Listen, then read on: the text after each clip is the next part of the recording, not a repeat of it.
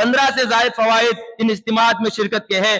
सबसे पहली बात यही है कि बुजुर्गों के बयानात सुनने का मौका मिलता है और इसी तरह दीनी तालीमात, दीनी इल्म हासिल होता है, रसूलुल्लाह सल्लल्लाहु अलैहि वसल्लम की हदीसें सुनने का मौका मिलता है। तीसरी बात, नमाजों का एहतमाम का शौक होता है। चौथा फायदा, नेक कामों का शौक बढ़ता है। फराइज के साथ साथ नफिल नमाजों पढ़ने का एहतमाम, नफिल सदका करने का एहतमाम, सुन्नतों पर जिंदगी गुजारने का शौक और जज्बा, सुन्नतों वाली जिंदगी गुजारने का एहतमाम, ये पैदा होता है। पांचवी चीज है जान, माल, औकात अल्लाह के रास्ते में खर्च करने का ढंग नसीब होता है।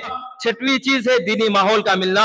सातवीं चीज है गुनाहों से तौबा करने की तौफीक मिलती है। एहसास होता है कितने गुनाहों के साथ मेरी जिंदगी गुजर रही है, इन गुनाहों से कब मैं तौबा करूं। इज्तिमा के मुबारक माहौल से कोई गुनाह वहां पर नहीं होता है, बाद में भी गुनाह करने से बचने के इरादे और हौसले बढ़ जाते हैं। और इसी तरह मेरे बुजुर्गों, पूरी उम्मत के लिए दुआ करने का मौका मिलता है। 10वीं बात, पूरी उम्मत मुस्लिमा बल्कि पूरे दुनिया के इंसानों को अल्लाह की तरफ बुलाने की फिक्र मिलती है।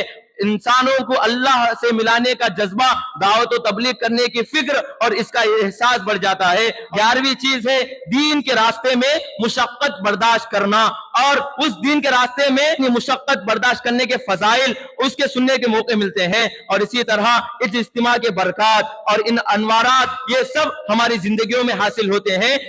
14वीं बात है, आप लोग देख रहे होंगे इल्हाद बढ़ रहा है, कुफ्र फैल रहा है, दीन बेजारी मुसलमानों में है। नमाजों का शौक नहीं, उलमा के बयानात सुनने का मौका नहीं और किसी जलसे में शिरकत का कोई जज्बा नहीं, इज्तिमा में शिरकत का कोई एहसास नहीं। ऐसे मौके पर एक बड़ी जमात का एक जगह जमा हो जाना ये सबसे बड़ी दलील है कि अभी भी मुसलमान अल्लाह के रास्ते पर चलने वाले मौजूद हैं। इज्तिमात में अल्लाह की बातें सुनने वाले अभी भी मौजूद हैं। एक तरह की दलील है जो इतने बड़े इज्तिमा से मालूम लोगों को होती है। और इसी तरह आखिरी बात है तबलीगी जमात से मुतालिक और इसी तरह इज्तिमात में जाने से मुतालिक अपना वक्त लगाना अल्लाह के रास्ते में और इसी तरह इस औकात को अल्लाह के रास्ते में निकालने के जो जो बरकत हैं, अल्लाह की तरफ से जो जो ऐलानात हैं, ये सब चीजें यहां पर जाने से हम सबको आता होती हैं। तो अल्लाह ताला से दुआ है बगैर कोई इख्तिलाफ के, बगैर तानाशाही के हम सब मिलकर